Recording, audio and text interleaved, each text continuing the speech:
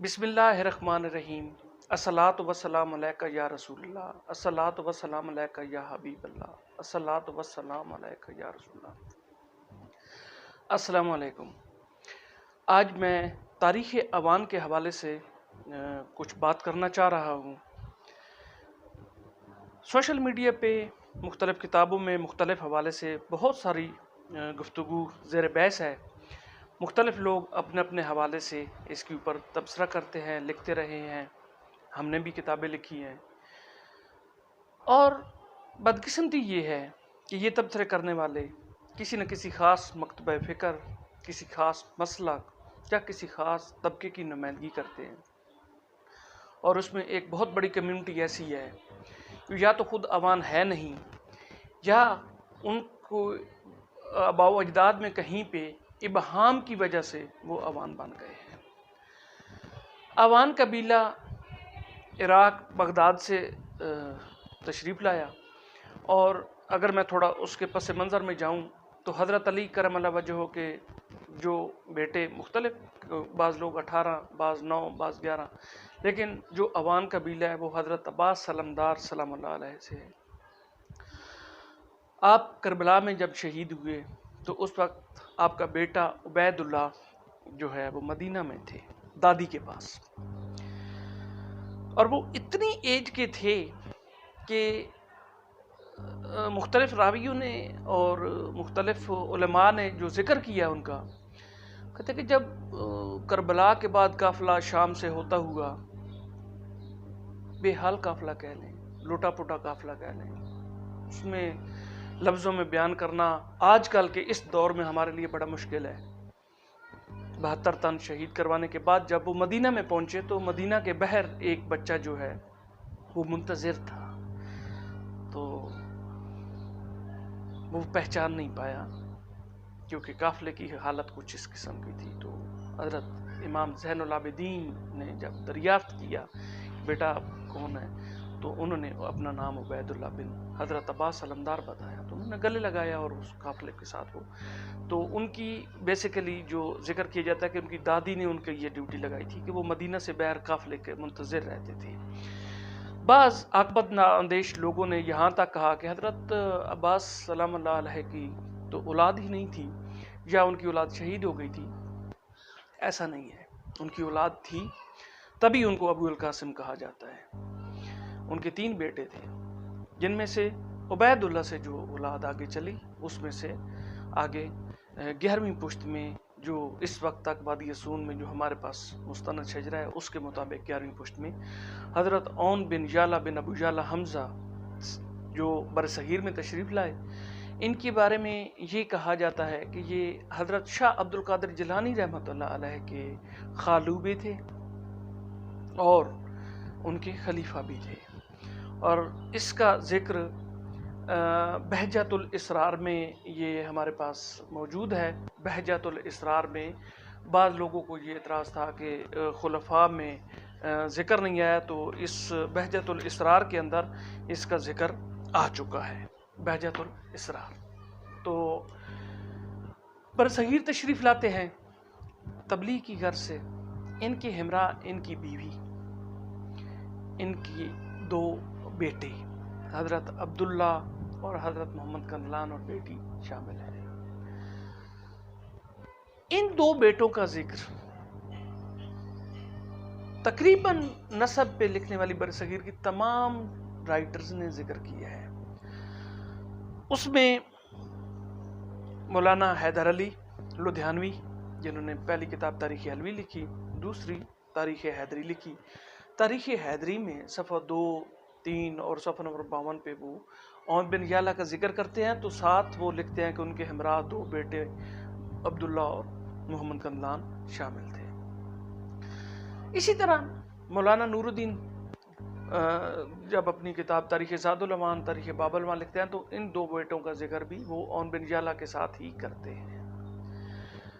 ان 2 بیٹوں کا آج کی اس ویڈیو میں ہم ان 2 بیٹوں کی حد تک ہی بات کریں گے کہ یہ جب بزرگ یہاں پہ تشریف لائے تو اس وقت شہاب الدین غوری کا زمانہ تھا۔ اون بن یالا جب تشریف لائے یہاں پہ تو غزنویہ جو رولر تھے ان کا اینڈ چل رہا تھا، اور بہرام شاہ غزنوی یا ان میں سے، کیونکہ بالکل عجیب سی ایک لاقانونیت تھی یہاں پہ اس وقت، کوئی طاقت میں نہیں تھے غزنویہ. بدقسمتی سے مختلف جو رائٹرز برصغیر میں انہوں نے قصے اور جنگ نامے اور وہ لکھتے ہوئے یہ بھول گئے کہ تاریخ لکھنے کے لیے حوالہ جات ضروری ہوتے ہیں، فیکٹس کو مد نظر رکھا جاتا ہے. انہوں نے کلابے تو جوڑ دیے جا کے سلطان محمود غزنوی کے ساتھ، لیکن وہ بھول گئے کہ تاریخ بہکی، تاریخ یمینی، کیا اخبار الاخیار، یہ باقی ہمارے پاس طبقات ناصری پڑی ہوئی ہے، اسی طرح شہاب الدین غوری کی دوسری تیسری جو کتابیں ہیں، ان کتابوں میں کہیں ذرا برابر بھی ان سپہ سالاروں کا ذکر نہیں ملتا جن کا ان تاریخ دانوں نے بڑے بڑے ان سے فتوحات اور لاہور کی حکمرانی، پشاور کی حکمرانی یہ منسوب کر دی. تاریخ بہکی اور تاریخ یمینی وہ دو تاریخیں ہیں جو سلطان محمود غزنوی کے جو درباری تھے انہوں نے لکھی ہیں، اور اس میں بڑے چھوٹے چھوٹے واقعات کوٹ کیے گئے ہیں. تو وہاں پہ کسی سالار ملار کا ذکر نہیں ہے. ان خود ساختہ سالاروں نے جب تاریخ لکھی ہے تو ان کو اس میں گھسیٹ دیا ہے. اب وہ تحقیق سے ثابت نہیں ہوئے. پھر اون پہ انشاءاللہ آتے ہیں وادی سون کے علاقہ انگا اور کوٹلی کے درمیان میں ایک جگہ ہے گدڑی پہاڑی، وہاں پہ وہ قیام کرتے ہیں جس کے آثار ہم ایک اور ویڈیو میں دکھا چکے ہیں. وہاں پہ عبداللہ گوڑا کی اولاد اکثریت میں ہے. اگر میں یہ کہوں کہ وادی سون جو اب تحصیل بن چکی ہے، تحصیل نوشہرہ وادی سون، ضلع خوشاب پنجاب میں یہ ہے، تو اس میں جتنی کمیونٹی عوان آباد ہے وہ سارے حضرت عبداللہ گوڑا کی اولاد ہیں. اس کا نیبرنگ جو بیلٹ بنتا ہے کلر کہار، بنہار، دامنے کو، خوشاب اور شاہپور تحصیل سرگودا کی، یہ سارا بیلٹ کندلان کی اولاد ہے. اور یہ دونوں بیٹوں کی اولاد قبیلوں کی شکل میں آج بھی آباد ہے. گاؤں کے گاؤں ایک دوسرے سے جڑے ہوئے ہیں رشتوں میں، آج سے نہیں، صدیوں سے. اگر ہم دھدڑ کو لے لیں تو دھدڑ، کھبیکی، مردوال یہ سب جا کے ایک جگہ پہ اکٹھے ہو جاتے ہیں. اسی طرح مردوال اور کھوڑا کا آپس میں ایک ریلیشن بنتا ہے. اگر دوسری طرف چلے جائیں تو جو ویسٹ ایریا ہے سون کا، وہ صدیق آباد، کفری، اسی طرح اگالی، کوٹلی، یہ سارے لوگ جو ہیں، نوشہرہ آگے شکرکوٹ تک، یہ سارے جو ہیں یہ ایک لڑی میں آتے ہیں اور یہ ان کی اولادیں آپس میں رشتہ دار ہیں. تو یہ ایک زمینی شواہد ہمارے پاس موجود ہیں. اسی طرح پھر آبائی شجرے اس وقت مرتب کرنے کا تو ایک بہت بڑے بڑے شجرے، جس میں یہاں پہ اگر ہم دیکھیں تو گل محمد امان، صوبیدار گل محمد امان نے جو ایک شجرہ ترتیب دیا، مسجد ہیں بلوچ علی نے صاحبہ کے، ہم نے تحفۃ العوان، عمدۃ العوان، ان میں ان کی چیزیں ہم نے پرووائڈ کی ہیں. تو یہاں بیسیکلی جب اون کتب شاہ آئے تبلیغ کے سلسلے میں، اب مختلف کتب میں یہ ملتا ہے کہ ان کی تبلیغ سے کھوکھر قبیلہ جو پنجاب میں قابض تھا، خوشاب سے لے کر اگر قصور تک ہم کہیں اس وقت، یا شاید اس سے بھی تھوڑا آگے تک، تو کھوکھروں کا طوطی بولتا تھا، بدامنی پیدا کرتے تھے. جب بھی کوئی آ کر یہاں فتوحات لیتا تھا، ایک لحاظ سے ان کو غیور کہہ سکتے ہیں، وہ اپنے وطن کے رکھوالے ہیں. وہ ایک الگ ٹاپک ہے کہ باہر سے آنے والوں کو بعض لوگوں نے ظالم کہا، بعض نے فاتح کہا، بعض نے اسلام کی تبلیغ کے لیے کہا، جو بھی تھا اس پہ ہم نہیں جاتے. لیکن کھوکھر قبیلے کا ہولڈ تھا، یہ بات بڑی طے ہے. تو بعض کے نزدیک اون کتب شاہ وہاں پہ جو ہے خانقاہ ڈوگرہ تک گئے، کیونکہ آخری جو شہادت ہوئی ہے وہاں پہ وہ عبداللہ گوڑا کی خانقاہ ڈوگرہ کے قریب ایک میاں علی جگہ تھی، جہاں پہ اسپیسیفکلی وہاں پہ مینشن ہے کہ میاں علی وہاں پہ یہ شہید کر دیے گئے. وہ بھی کھوکھروں کے سرکش، وہ سرکہ اور بکل جو تھے انہوں نے شہید کیا تھا. تو وہاں پہ شہید ہوئے، امانتاً آ کر دفن کیا گیا دادا گورڈا کے مقام پہ، جو وادی سون کے ایک بہت ہی بلند چوٹی ہے جہاں سے روڈ گزرتا ہے خوشاب کو جانے کے لیے. تو وہاں پہ امانتاً دفن کیا گیا. وہاں سے پھر میت بغداد لے جائے گی، اور یہ تینوں باپ بیٹا جو ہیں وہ کاظمین شریف کا جو قبرستان ہے بغداد شریف میں، وہاں پہ تدفین ہوئی ہے، اور اس کا مختلف کتب میں حوالہ جات ہم آلریڈی دے چکے ہیں۔ اب یہ جو اولاد آگے بڑھی، اس سے اوان قبیلہ آگے گیا۔ اوان قبیلہ کے حوالے سے مختلف لوگوں نے اپنی اپنی رائے دی ہے کہ اوان کیوں کہلاتے ہیں، تو ہم پہلے بھی یہ کہتے آئے ہیں اور اب بھی یہ کہہ رہے ہیں کہ اوان اون سے بنا ہے۔ اس کا ایک تحریری ثبوت ہمیں مل گیا ہے، کچھ صدیاں پہلے جو کتاب ہے مغلیہ دور کی وہ ہمارے پاس آ چکی ہے، اور اس میں اس علاقہ اوانکاری کی جو قوم ہے اس کو اون لکھا گیا ہے۔ تو میں تھوڑا سا نام لینے سے اس لیے گریزا ہوں کہ وہ ہمارے ایک بزرگ کتاب لکھ رہے ہیں، تو یہ کریڈٹ انہی کو جانا چاہیے، بجائے اس کے کہ میں ویڈیو پہلے بھی ہم پہ ایلیگیشن لگ چکے ہیں کہ ہم کسی کا کریڈٹ لے لیتے ہیں، تو ہم قطعاً کریڈٹ نہیں لیتے، ہم صرف وہی بات کرتے ہیں جو ہم نے خود پڑھی ہو، ریسرچ کی ہو یا دیکھی ہو۔ ہم کسی کا کریڈٹ، ہاں اگر کسی کی بات یہاں پہ کریں گے، لکھیں گے، اس کا نام لیں گے اور بے بانگے دور لیں گے۔ بہرحال اس قبیلے کا نام جو قوم ہے وہ اون ہے۔ اوان لفظ کے حوالے سے مختلف جگہوں پہ مختلف لوگوں نے کلیم کیا ہے، جس میں کچھ راجپوت ہیں، دوسرے تیسرے ہیں۔ اس پہ میں ایک بالکل الگ اگلی جو ویڈیو جو زمان علی کھوکھر یا مزمل علی کلغان یا کھوکھر راجپوت یا قطب شاہی کھوکھر یا قطب شاہی، اس کے اوپر ایک بالکل الگ ویڈیو لا رہا ہوں، اور اس میں میں کوشش کروں گا کہ ان ساری چیزوں سے ہٹ کے بات کی جائے۔ میری ریکویسٹ ہے تمام اوان برادری سے کہ ایسے محققین کو مسترد کر دیں جو نسب کے بجائے مسلک کی آگ میں اندھے ہوئے ہیں۔ بڑی صاف سی بات ہے، امامیہ فرقہ جو عرب میں تھا، سنی اور امامیہ دونوں، وہ امامیہ فرقہ آج کا فرقہ جعفریہ کا متبادل نہیں ہے، نہ یہ وہ فرقہ جعفریہ والے ہیں جو وہ امامیہ تھے۔ اون قطب شاہ کا پہلا سلسلہ وہی تھا امامیہ، وہاں سے وہ شاہ عبد القادر جیلانی رحمۃ اللہ علیہ کے حکم پہ جب آئے، تو یہ بڑی غور کرنے کی بات ہے کہ وہ قادری سلسلے کی ترویج کے لیے یہاں پہ آئے، وہ قادری سلسلہ میں آئے، اور ان کے جتنے بھی آگے لواحقین، آج جتنے بھی بزرگ جتنے بھی ہیں، چاہے وہ سلطان باؤ صاحب ہوں یا سلطان مہدی صاحب ہوں یا کوئی بھی ہوں، وہ سب قادری سلسلہ میں ہی آج بھی موجود ہیں، یہاں پہ ان کے اولادیں موجود ہیں۔ اور یہ ہمارا سب سے بڑا ثبوت ہے کہ جب اون قطب شاہ آئے تو وہ اہل سنت والجماعت تھے۔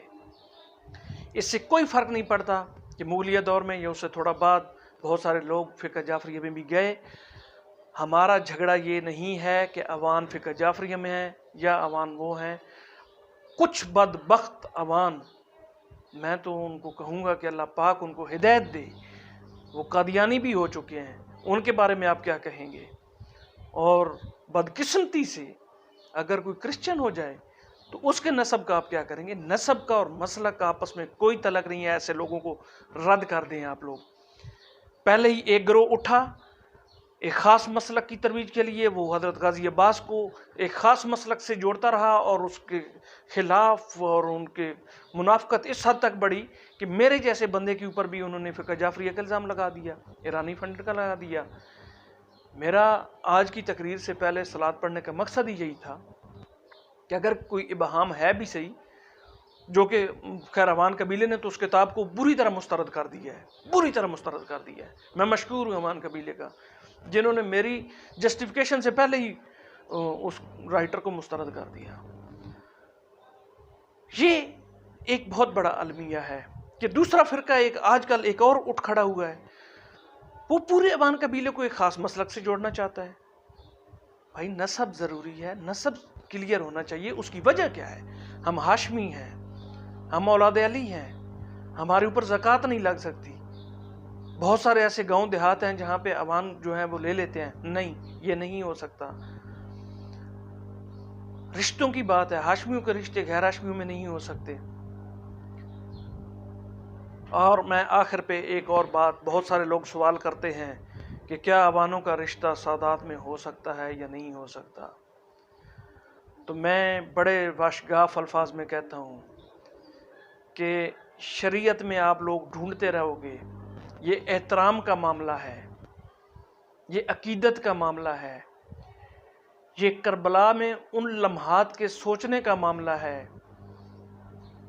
وہ منظر اگر کوئی اولاد عباس سلمدار ہے تو وہ منظر ذہن میں لائے کہ جب حضرت امام حسین علیہ السلام اپنے بھائی حضرت غازی عباس کو کہہ رہے ہیں کہ آپ مجھے ایک دفعہ بھائی بول دیں، کہتے نہیں، آپ میرے آقا ہیں، میں آپ کا غلام ہوں، اور آپ کی یہ اوقات کہ آپ سادات کی بیٹیوں کے ساتھ رشتے کرنے کا سوچیں، اور جب آپ کو تھوڑا سا کھنگالا جاتا ہے تو آپ کے آباء و اجداد کہیں نہ کہیں سے رجونت سنگھ اور پجوت سنگھ اور پتہ نہیں کون سے سنگھ نکل آتے ہیں، اور آپ لوگ اس طرح کیا رشتے کر کے اللہ کے حضور جب پیش ہوگے تو کیا وہاں پہ بھی یہ دھوکہ دے سکو گے؟ اس بات سے قطع نظر سادات کی قدر کریں۔ سادات میں بھی بہت لوگ آ چکے ہیں، یہ بھی کوئی اتنی خوشائند بات نہیں ہے، لیکن ہمارے لیے وہ نسبت اہم ہے، عوانوں کے لیے، غازی عباس کی اولاد کے لیے، ان قطب شاہ کی اولاد کے لیے وہ اس نسبت کی اہمیت ہے، اور ہم اس بارے میں سوچتے بھی نہیں ہیں۔ بعض لوگ خود کو سید بنانا چاہتے ہیں اور بعض تو کمی کے موڑ قسم کے اپنے ساتھ مخدوم اور اس طرح کی بات کرتے ہیں۔ یہ لفظ سیدہ کائنات حضرت بی بی فاطمہ کے اولاد کے ساتھ لنک ہے، اور ہم روز حشر قیامت تک اس پہ قائم ہے کہ سادات کا لفظ صرف سادات فاطمیہ کے لیے مختص ہے۔ ہم علوی ہیں، ہم ہاشمی ہیں، قریشی ہیں، جو بھی ہیں، لیکن ہم سادات کے لیے کلیم نہیں کرتے۔